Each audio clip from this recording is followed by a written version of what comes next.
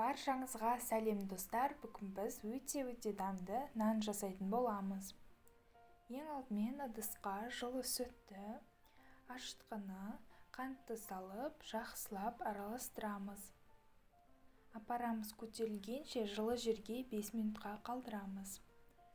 Сосын үстіне тұзды, жұмыртқаны, ерітілген сары майды салып, барлығын жақсылап араластырамыз. Содан соң үстіне електен өткізілген ұнды салып, қолымызбен қамыр илейміз. Қамырымыздың бетін жарты немесе 1 сағатқа жауып көтерілгенше қоямыз.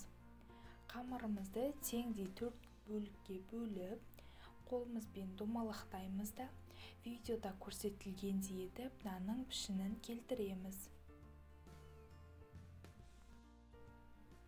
Дайын нандарымызды противеньге орналастырып, осындай вилканың көмегімен тесіп шығамыз, немесе арнайы нан тескіштің көмегімен тессек болады.